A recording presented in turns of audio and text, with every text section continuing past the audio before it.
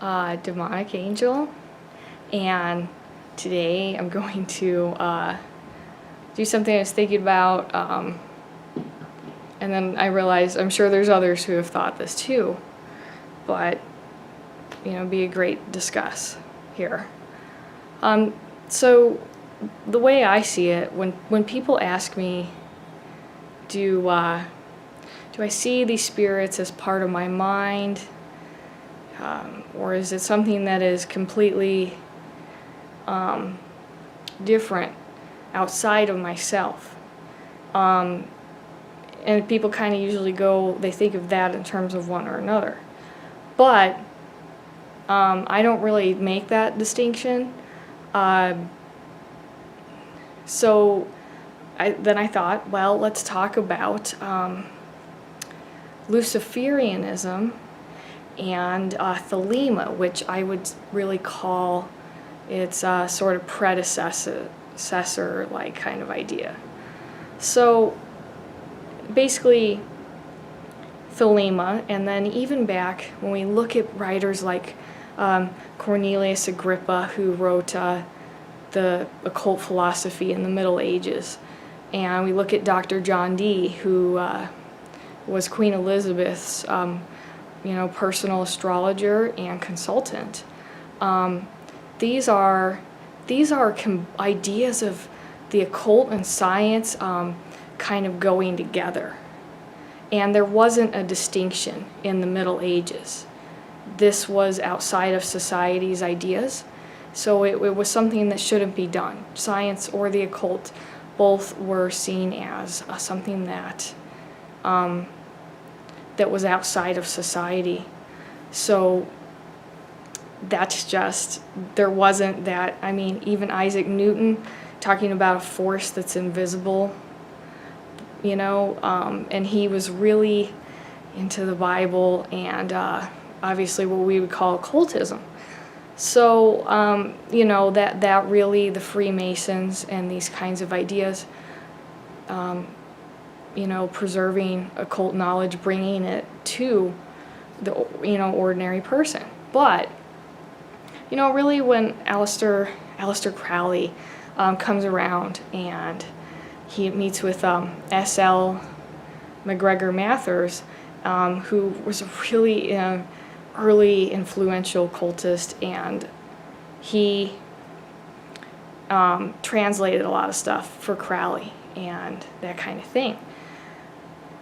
Crowley, when he talks about, the two of those guys, when they talk about the Goetia, they're talking about the spirits, the 72 spirits, as hidden aspects of the mind.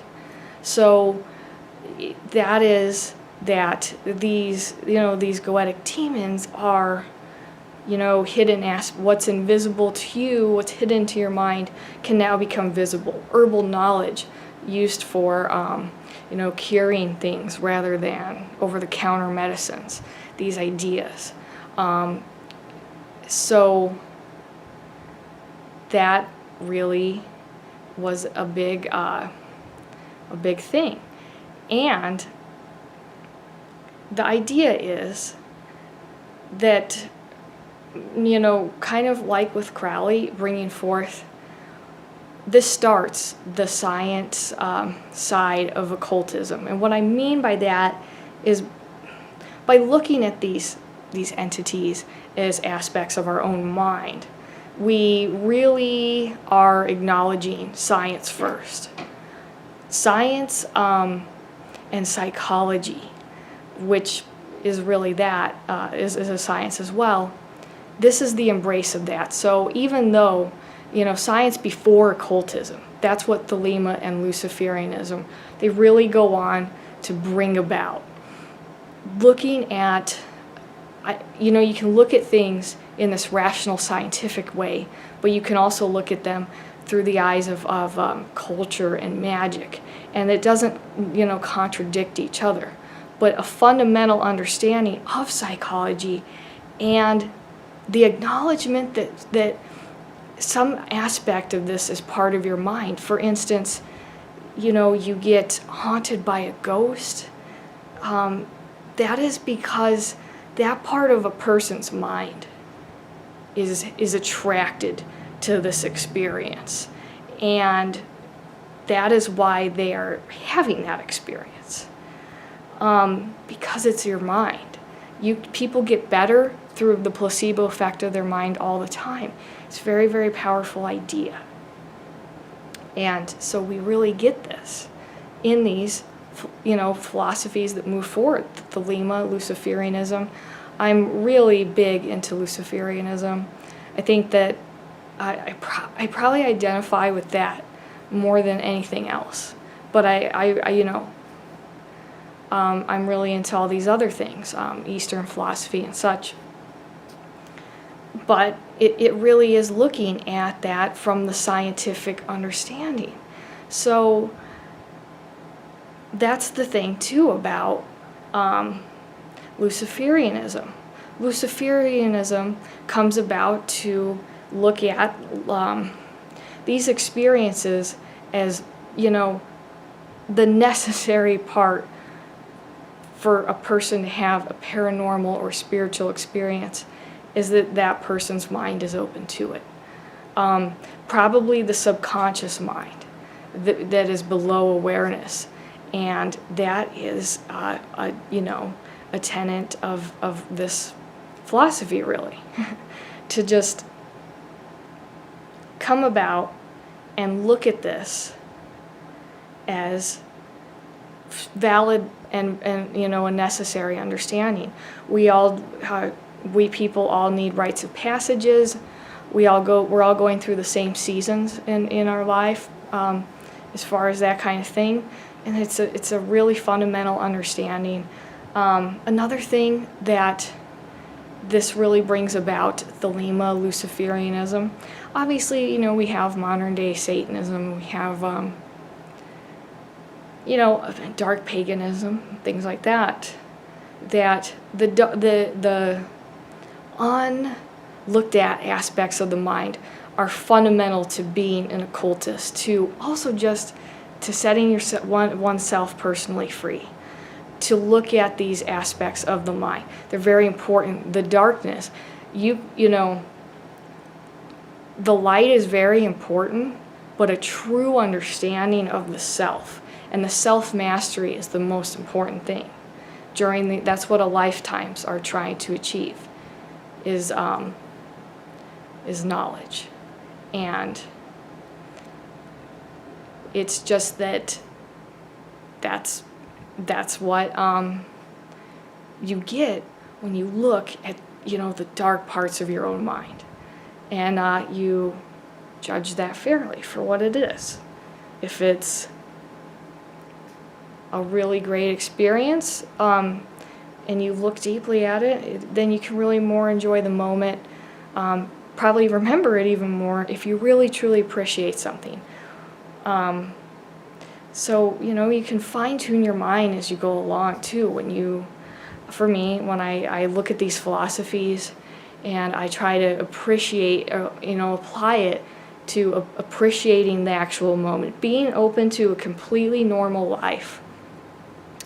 And I can look at these experiences that people go through, that the deceased are going through, and I can understand it in an intellectual way, but I also can leave that behind and just live my life, have a fight, get sick, cry at a sad movie, whatever, be afraid, and I'm not looking at it through an intellectual lens at that time. I'm just experiencing that. I really know that that's very important for me, to be completely engaged in my life.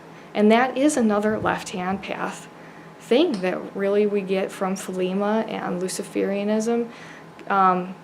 Enjoying this present life, making it count. The personal ascension that matters that you can do while you're here.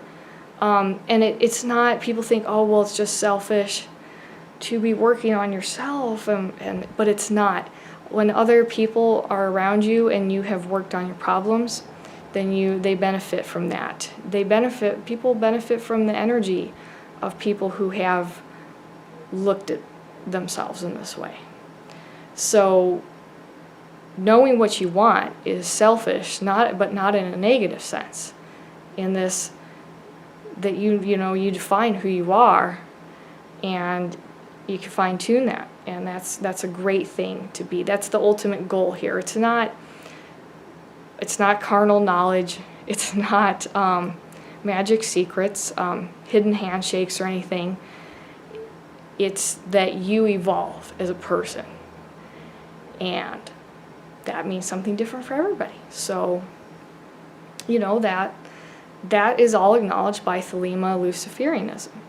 I do really recommend, I think the one book that I really like the best, Apotheosis, or something really close to that, and that's by Michael Ford, and I recommend all of his stuff because he really, lays out this philosophy, and his books are a lot of fun to read. And I think it's also like the Apotheosis Beginner's Guide to the Left-Hand Path, maybe. So that's where you want to get started anyway. Another thing too is that we're turning back through Luciferianism and Thelema to the ideas of preserving nature, that all the garbage that we've done is coming back through into the collective unconscious mind and manifesting in these ways of what the world is today, okay? Because that's what we feed the collective unconscious, and it's going to accordingly respond, because it's like an animal, the animal of manifestation. So you're just looking at those ideas, and it really is that we should look to be the change that we wish to see, because we need to be working with nature. This is the fall of illusion, right? The bringer of light. That's what I really believe Lucifer embodies, and I want to be like that. I want to question everything. I want to inspire other people to just question things. I don't really have a lot of answers, but I have a lot of questions, and I think that's a great way to be.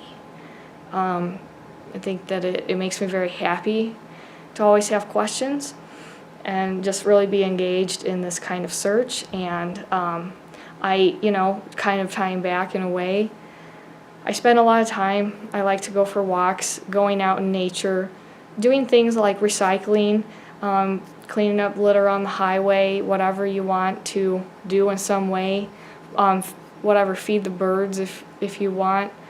Something that shows that we are still with nature. We are a part of nature. We are a manifestation of that. And we should be trying to preserve that, because it's very important to preserve this subjective experience. It's very important, even if it doesn't look that way. But it is. And anyway, those are just some of my thoughts on what I was kind of thinking about, the science and the occult and kind of how it evolves. So my advice is have an understanding of psychology and put psychology and science first before your beliefs in these kinds of things. They can work together really well, but a rational, logical, explanation should be, right at hand at your other hand, so that you can understand the world in those kinds of terms too. And then apply this occult stuff, with it. So yeah, thanks to Thelema and Luciferianism for ushering in the really embrace of science and the occult going together.